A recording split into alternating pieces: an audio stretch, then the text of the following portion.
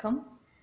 உங்கள் எல்லாருக்கும் என்னுடைய நன்றியை தெரிவித்துக் கொள்கிறேன். சப்ஸ்கிரைப் பண்ணுறவங்களுக்கு, என்னோட சேனலை வாட்ச் பண்ணுற எல்லாருக்கும், ஃபஸ்ட் டைம் வாட்ச் பண்ணுறவங்கள வெல்கம் பண்ணுறேன். இன்றைக்கி நாம் செய்ய போகிறது கேப்சிகம் வச்சு ஒரு டிஷ்ஷு. இதுக்கு இந்த கேப்சிகமை இந்த மாதிரி ஹாஃபாக நீங்கள் கட் பண்ணி எடுத்துக்கோங்க. இந்த உள்ள அந்த ஒயிட் பார்ட்டையும் நீங்கள் ரிமூவ் பண்ணிடுங்க நைஃப் வச்சு. செய்கிறதுக்கு தேவையான பொருட்கள் பார்த்துடலாம். ஒரு ஹாஃப் ஆனியன் வெட்டி வச்சுருக்கேன் பெல்லாரி, 2 பாயில் பண்ண பொட்டேட்டோ வச்சுருக்கேன், கொஞ்சோண்டு கொரியாண்டர் லீவ்ஸ் இல்லைன்னா நீங்கள் கொஞ்சம் மல்லிப்பொடி கொரியாண்டர் பவுடர் எடுத்துக்கலாம், ஒரு ஸ்பூன் போல். உங்களுக்கு நீங்கள் புதினா லைக் பண்ணுவீங்கன்னா புதினா லீவ்ஸ் கூட ஆட் பண்ணிக்கலாம். கொஞ்சம் ஒரு டீஸ்பூன் போல் இஞ்சி பூண்டு பேஸ்ட்டு. அடுத்து இருக்கிறது 1 டீஸ்பூன் நீங்கள் போட்டுக்கலாம் சில்லி பவுடர். உங்களுக்கு காரத்துக்கு சில்லி சேர்க்க போகிறதில்ல, நம்ம க்ரீன் சில்லி சேர்க்க போகிறதில்ல, அதனால சில்லி பவுடர் அது உங்களோட டேஸ்ட்டுக்கு ஏற்ற மாதிரி. நெக்ஸ்ட்டு கரம் மசாலா வச்சுருக்கிறேன்.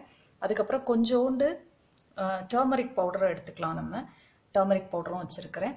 அதுக்கப்புறம் சால்ட்டு, அந்த சைடு இருக்கிறது சால்ட்டு. அதுக்கப்புறம் ஆயில், இது ஆயில். உங்களுக்கு தேவையான பொருட்கள் இவ்வளோ தான். இதை வச்சு தான் நம்ம செய்ய போகிறோம். இதில் ஒரு 2 ஸ்பூன் எண்ணெய் ஊற்றிட்டேன். நீங்கள் கடுகு போடணுன்னா போடலாம், இல்லாட்டா வேண்டாம், தேவையில்லை. இது பொரிஞ்ச உடனே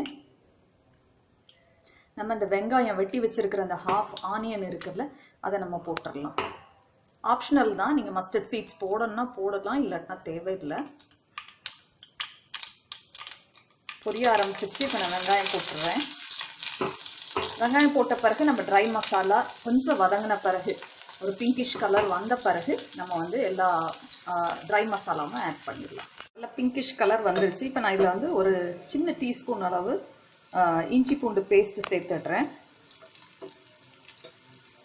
சேர்த்து அது நல்லா வதங்கட்டும். இந்த பச்சை வாசனை போன பிறகு, இந்த ரா ஸ்மெல்லாம் போன பிறகு நம்ம ட்ரை மசாலா ஆட் பண்ணலாம். இல்லை, நம்ம ட்ரை மசாலா ஒவ்வொன்றா ஆட் பண்ண ஆரம்பிக்கலாம். ஒரு பிஞ்சு போல் டர்மரிக் பவுடர், மஞ்சள் பொடி, இதுக்கு தேவையான அளவு உங்களுக்கு எவ்வளோ காரம் தேவையோ அவ்வளோ சில்லி பவுடர். நான் ஒரு டீஸ்பூன் போடுறேன், நாங்கள் கொஞ்சம் காரம் சாப்பிடுவோம். அப்புறம் கொஞ்சம் கரம் மசாலா, இதுவும் நல்ல பச்சை வாசனை போகும். இந்த ஸ்டேஜில் நான் கொஞ்சம் ஆட் பண்ணிட்டேன் பொட்டேட்டோவை. இப்போ இருக்கிற பொட்டேட்டோவையும் நான் ஆட் பண்ணிடுறேன். இதில் ஆட் பண்ணி இதில் சால்ட்டும் நம்ம பார்த்துடலாம். கடைசியில் பார்த்துட்டு அவ்வளோதான். இது ஒரு 2 மினிட்ஸ் நீங்கள் இந்த மசாலையெல்லாம் நல்லா சேர்த்து விட்டிங்கனாலே போதும். சேர்ந்த பிறகு உப்பு மட்டும் சால்ட்டு டேஸ்ட் பார்த்துக்கோங்க. லாஸ்ட்டில் கொரியாண்டர் லீவ்ஸ் ஆட் பண்ணிடுங்க. ஃபில்லிங் ரெடி ஆகிடும். ரெடியான ஃபில்லிங்கை நம்ம இப்போ இதுக்குள்ளே எப்படி ஃபில் பண்ணுறதுன்னு பார்த்துடலாம். இந்த மாதிரி ஃபில் பண்ணுங்கள். நீங்கள் இதை இந்த ஹோலை ஃபுல்லாக ஃபில் பண்ணிவிட்டு நம்ம அதுக்கப்புறம் இதை லேஸாக நம்ம கொஞ்சம் ஆயில் விட்டு ஃப்ரை பண்ணி எடுக்க போகிறோம். ஃபுல்லாக டீப் ஃப்ரை கிடையாது. அதில் ஒரு 2 ஸ்பூன் ஆயில் விட்டுட்டு அதில் இந்த கேப்சிகம்மை போட போகிறேன். நான் போடுறேன்.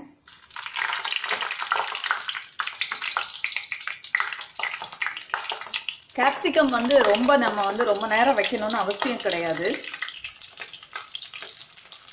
கேப்சிகம் நம்ம ரொம்ப நேரம் குக் பண்ணணும்னு அவசியம் இல்லை. சீக்கிரமாக குக் ஆகிடும். கொஞ்சம் பார்த்துக்கோங்க. பார்த்து கொஞ்சம் சைட்ஸ் எல்லாம் இது பண்ணி விடுங்க.